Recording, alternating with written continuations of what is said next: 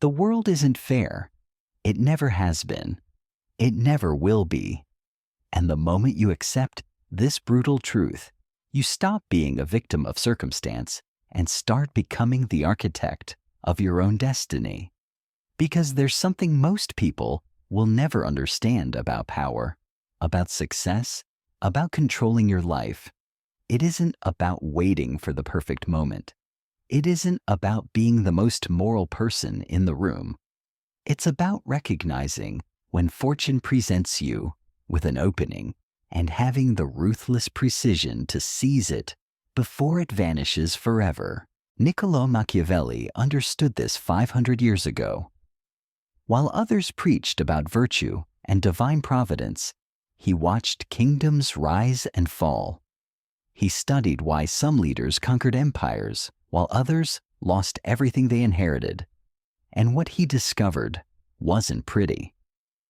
What he discovered was that the world belongs to those who understand one fundamental law. Fortune favors the bold, but only if they possess virtù.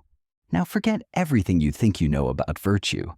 This isn't about being kind to your neighbors or following the golden rule. Machiavelli's virtù is something far more dangerous, far more powerful. It's the ability to adapt, to strike, to manipulate circumstances with surgical precision. It's political intelligence made flesh. It's the difference between those who shape history and those who become footnotes in someone else's story. Because here's what separates the powerful from the powerless. The powerful don't wait for permission. They don't hope for better times. They see opportunity in chaos, advantage in crisis, and they move with the speed of lightning while everyone else is still trying to understand what happened. You think success is about hard work? About being deserving? You're wrong. Success is about positioning. It's about being ready when fortune opens her hand. And fortune, she's a violent, unpredictable force that destroys the unprepared and elevates those who know how to dance with disaster. Machiavelli compared fortune to a raging river. When the floods come, they sweep away everything in their path. Trees, buildings, entire civilizations disappear under the torrent. But here's what most people miss. The destruction isn't inevitable. The wise build dikes when the weather is calm. They prepare for the storm while others are enjoying the sunshine. And when the waters rise, their kingdoms survive while others drown. This is the essence of Machiavellian thinking. You don't control fortune. You can't predict when she'll strike or where her fury will land. But you can position yourself to withstand her violence and exploit her chaos. You can build systems, alliances, and capabilities that transform her destructive power into your competitive advantage. The greatest leaders in history understood this dance between preparation and opportunity. Moses didn't free the Israelites because he was the most righteous man in Egypt. He succeeded because he recognized that the suffering of his people created the perfect conditions for revolution. The oppression that seemed like a curse was actually the foundation for liberation. But without Moses' ability to seize that moment, to transform anger into action, the opportunity would have died in the desert. Romulus didn't become the founder of Rome because the gods smiled upon him. He became legendary because he understood that chaos creates possibility. When he was abandoned as an infant, when traditional structures failed him, he didn't wait for rescue. He built something new from nothing. He turned abandonment into advantage, exile into empire. Cyrus the Great didn't conquer Persia through moral superiority. He won because he recognized that the Medes had grown soft, complacent, drunk on their own success. While they celebrated past glories, he was building the future. He saw weakness disguised as strength and struck before they could recover their edge. These weren't accidents. These weren't lucky breaks. These were calculated moves by leaders who understood that fortune provides the raw material, but virtù shapes it into greatness. Without the opportunity, even the most capable remain ordinary. Without the capability, even the greatest opportunities slip away unused. This is where most people fail. They wait for the perfect moment that never comes. Or they stumble into opportunity, but lack the skill to capitalize. They have the chance, but not the preparation. They have the preparation, but miss the chance. Virtù demands both. It demands that you develop capabilities before you need them and recognize opportunities before others see them. Look at Cesare Borgia, the illegitimate son of a pope who built an empire through pure strategic brilliance. He didn't inherit power through bloodlines or earn it through popular acclaim. He seized it through calculated violence, precise timing, and an understanding of human nature that bordered on supernatural. When his father's position created opportunities, Borgia was ready. When rivals showed weakness, he struck without hesitation. Borgia conquered the Romagna region not through overwhelming force, but through psychological warfare. He understood that cruelty, properly applied, prevents greater cruelty later. When his lieutenant Ramiro di Orco became too brutal, too hated by the people, Borgia didn't defend him. He had him murdered and displayed the body in the town square. With one act, he satisfied the people's desire for justice while demonstrating his own power. The crowd was simultaneously satisfied and terrified. That's virtù in action. But here's the brutal irony that Machiavelli himself acknowledged. Even Borgia, the master of political manipulation, eventually fell to fortune's capricious nature. His father died at the worst possible moment. Borgia himself fell ill just when he needed his strength most. The very forces he had spent years preparing for struck in a combination he couldn't anticipate. The man who seemed to embody perfect virtù ended his days in poverty and obscurity, killed in a meaningless street fight in Spain. This is the harsh reality of Machiavellian thinking. Virtù doesn't guarantee victory. It doesn't make you invulnerable, but it gives you the best possible odds in a world that's fundamentally unpredictable and often hostile. It transforms you from a passive victim of circumstance into an active agent of your own destiny. The key insight is this: fortune controls roughly half of human affairs. The other half belongs to those bold enough and skilled enough to claim it. You can't eliminate uncertainty, but you can prepare for it. You can't control every variable, but you can position yourself to benefit, regardless of which way the winds blow. This requires a fundamental shift in how you view the world. Stop looking for fairness. Stop waiting for permission. Stop hoping that good intentions will somehow protect you from harsh realities. Instead, start developing the skills that matter: political intelligence, strategic thinking, the ability to read people's true motivations beneath their public masks, the capacity to act decisively when others hesitate. Fortune, Machiavelli tells us, is like a woman. She responds to boldness, to confidence, to those who approach her with strength rather than timidity. This isn't about gender. It's about energy. It's about the difference between passive hope and active engagement. The cautious man waits for conditions to improve. The man with virtù creates the conditions he needs, and conditions are never perfect. Markets crash, governments fall, leaders disappoint, relationships end, health fails. The only constant is change, often violent and unexpected. But within that chaos lie the seeds of extraordinary achievement for those who know how to plant them. Your competition is waiting for stability. They're hoping for clear signals and guaranteed outcomes. They want someone else to take the risks while they collect the rewards. This is your advantage. While they hesitate, you move. While they debate, you decide. While they hope, you act. But action without preparation is recklessness, and preparation without action is cowardice. Virtù demands both. It demands that you build capabilities in advance of needing them, that you study power before you wield it, that you understand the game before you play it. The most dangerous people in any field aren't the most talented. They're the most prepared. They're the ones who've spent years developing skills that others ignore, who've built networks while others built excuses, who've studied failure while others celebrated success. When opportunity appears, they're ready. When crisis strikes, they're positioned to benefit. This is how you control fortune without controlling it.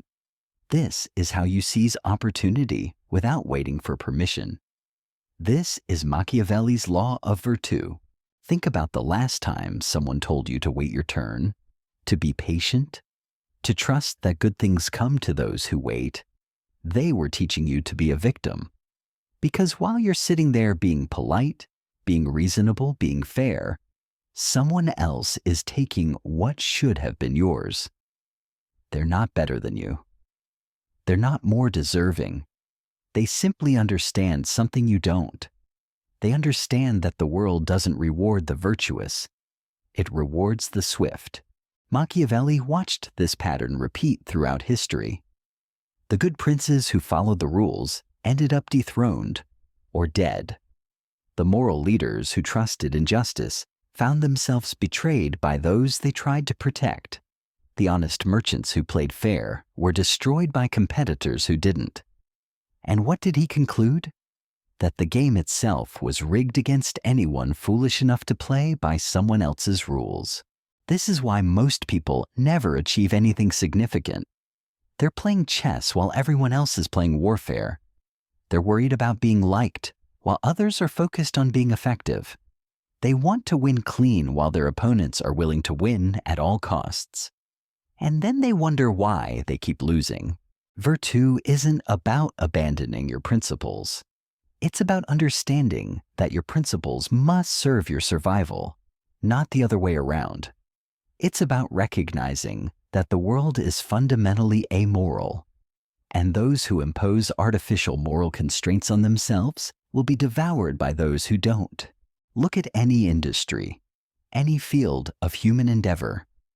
The people at the top aren't there because they're the nicest. They're there because they understood the real rules while everyone else was following the fake ones. They built relationships that mattered while others made friends who didn't. They took calculated risks while others played it safe.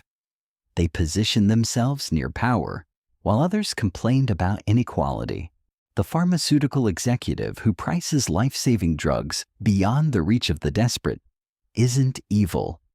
He's operating according to the actual laws of the market, not the imaginary laws of fairness.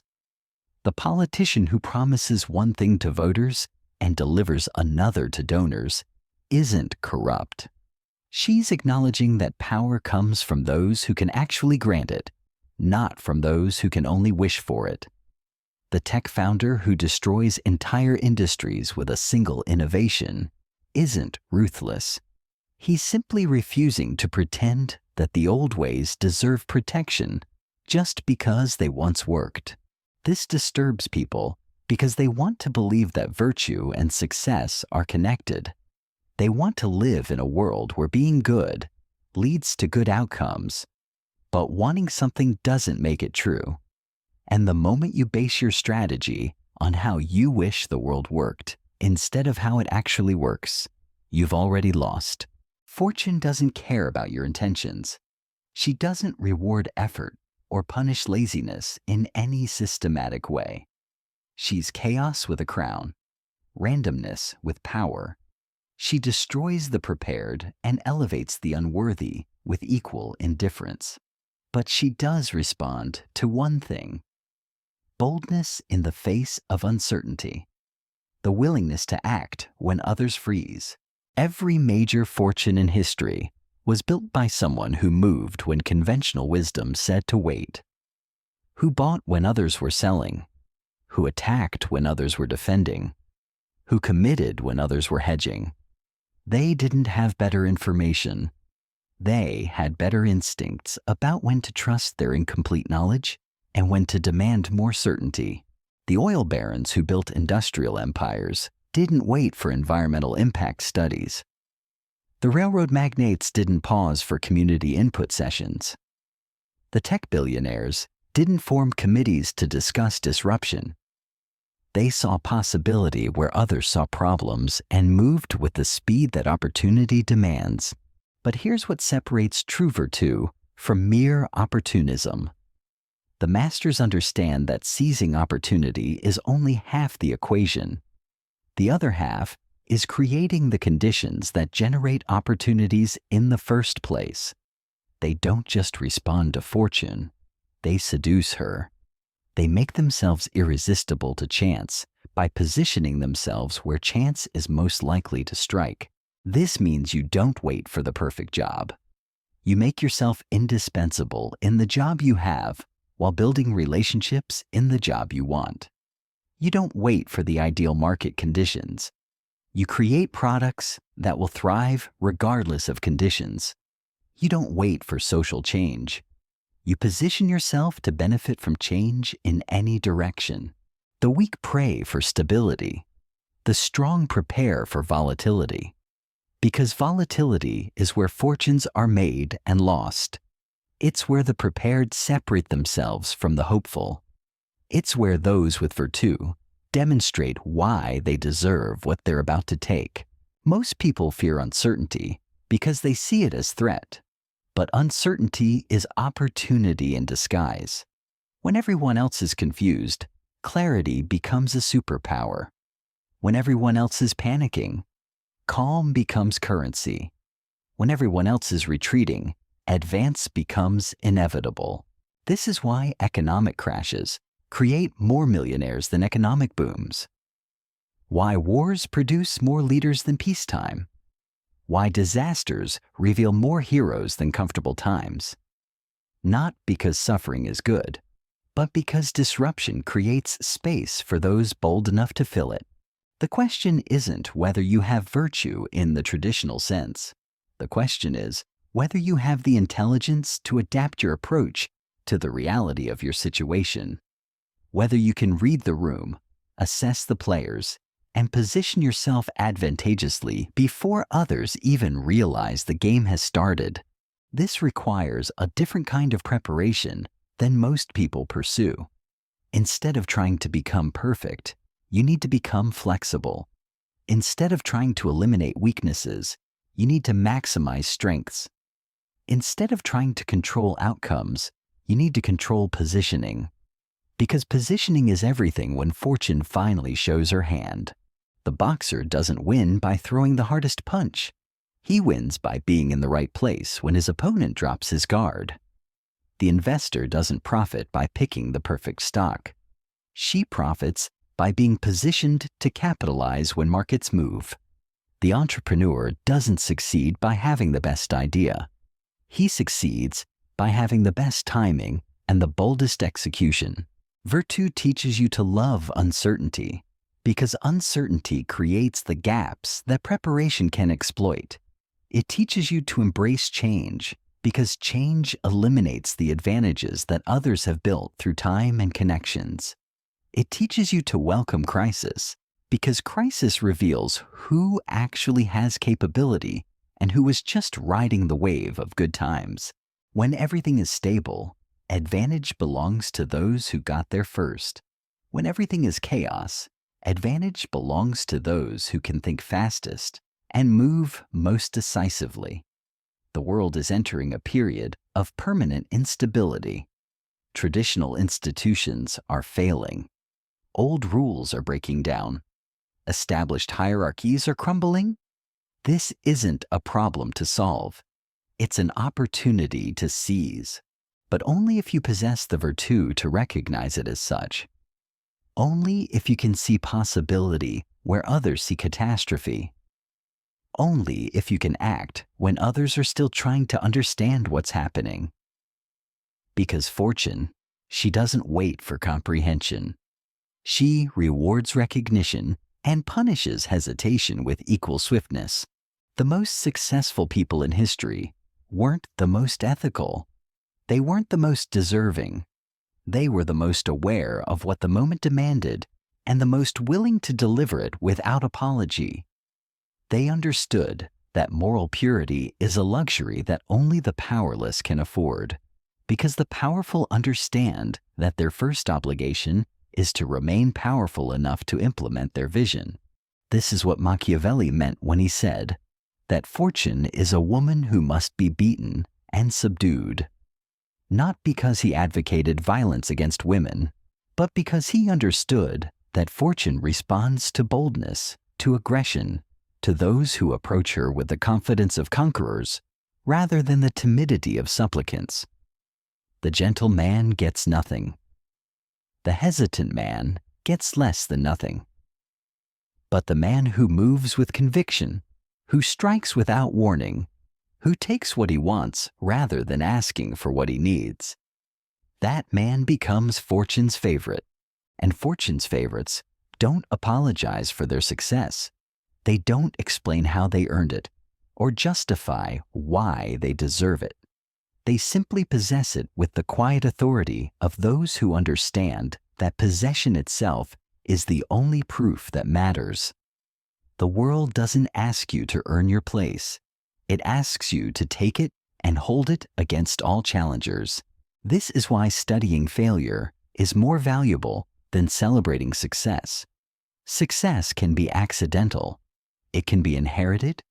It can be the result of circumstances beyond anyone's control. But failure, real failure, that's always instructional. It shows you exactly where virtue was lacking, exactly where preparation was insufficient, exactly where boldness gave way to caution at the crucial moment. Every empire that fell for the same reason. Not because they were attacked by superior forces, but because they had grown comfortable with their advantages and forgot that advantages must be defended as aggressively as they were acquired.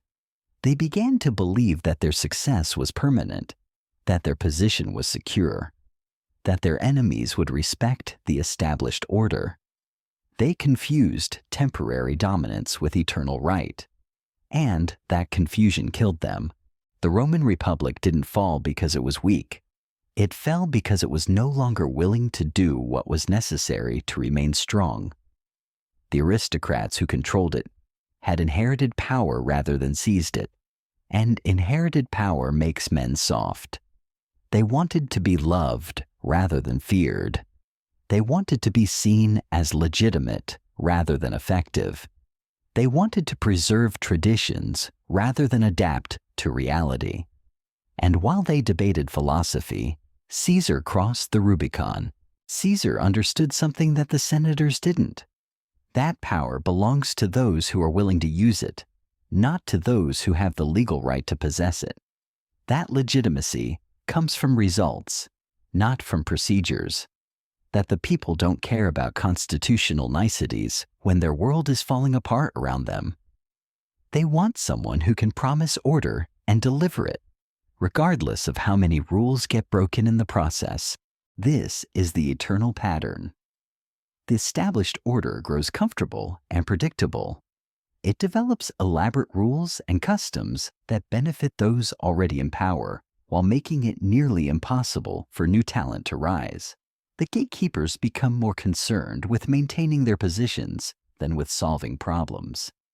And while they're busy protecting their privileges, someone hungrier, someone more desperate, someone with nothing to lose is preparing to take everything they have. The disruption doesn't come from where they're looking. It doesn't follow the patterns they expect. It doesn't respect the boundaries they've established. It comes from below, from the side, from angles they never thought to defend. And by the time they recognize the threat, it's already too late to respond effectively. This is happening right now in every industry, every institution, every sphere of human activity. The old guard is clinging to methods that worked in a world that no longer exists. They're fighting tomorrow's battles with yesterday's strategies. They're trying to solve new problems with old solutions. And while they're busy being reasonable, being measured, being responsible, someone else is being revolutionary. The question is whether that someone else is you. Whether you're the one who sees the opportunity that others are missing. Whether you're the one who's prepared to act while others are still debating whether action is appropriate. Whether you're the one who understands that the rules are changing and that those who adapt fastest will inherit the earth. Because the rules are always changing. That's the one constant in human affairs. What worked yesterday stops working today. What seems impossible today becomes inevitable tomorrow. What appears permanent crumbles overnight. And those who base their strategies on permanence, who plan for stability, who assume that current conditions will continue indefinitely, those people become footnotes in the stories written by those who planned for change.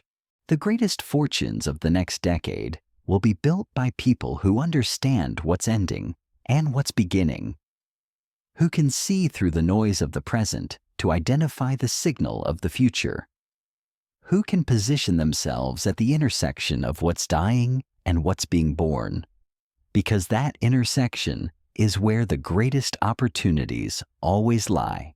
But you can't see these opportunities if you're looking backward. You can't seize them if you're paralyzed by nostalgia for how things used to work. You can't capitalize on them if you're waiting for permission from authorities who don't understand what's happening any better than you do. You have to trust your own analysis, your own instincts, your own willingness to be wrong in service of being first. This is what separates entrepreneurs from employees. Entrepreneurs bet their own resources on their own judgment. Employees bet other people's resources on other people's judgment. Entrepreneurs risk everything for the chance to control their destiny. Employees risk nothing and surrender that control to others. Entrepreneurs fail frequently, but fail forward. Employees fail rarely, but when they do fail, they fail completely because they never developed the skills to recover. The employee mindset is the enemy of Virtù. It teaches you to wait for instructions, to follow procedures, to avoid responsibility for outcomes.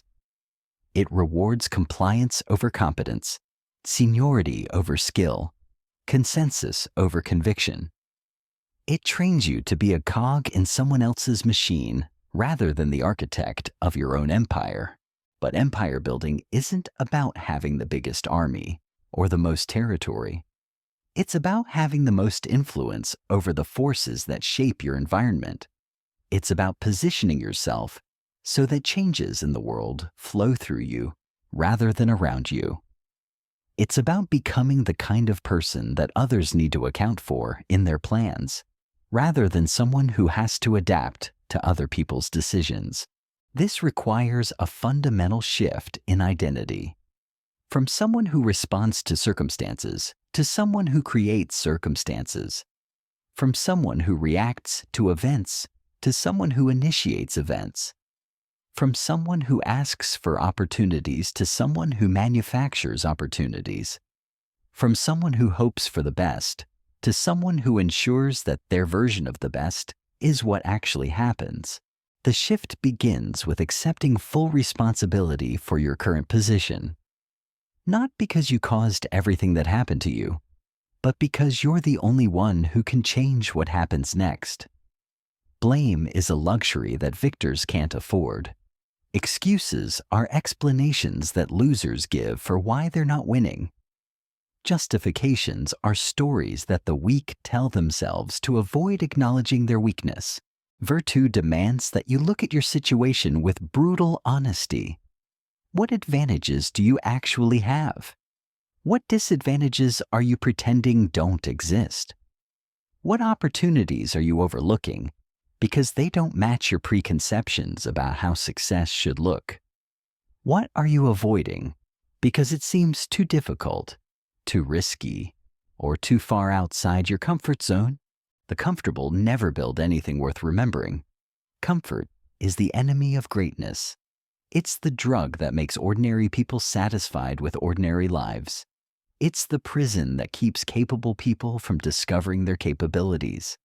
It's the lie that tells you that what you have is enough when what you have is just the starting point for what you could achieve. So there it is, Machiavelli's law of virtue, stripped of all illusion and presented in its raw, uncompromising form. Fortune will test you. She will throw chaos at your carefully laid plans. She will destroy what you thought was permanent and elevate what you believed was impossible. But she will also hand you moments of pure possibility, windows of opportunity that exist for seconds before slamming shut forever. The question isn't whether these moments will come. The question is whether you'll be ready when they do, whether you've built the skills, the networks, the psychological toughness to seize what others will let slip away. Because in the end, the world doesn't belong to the deserving. It belongs to the prepared. It belongs to those who understand that virtue without power is just philosophy, and power without virtue is just destruction. But virtue and power combined, that's the formula that shapes empires and rewrites history. That's Machiavelli's gift to anyone bold enough to accept it.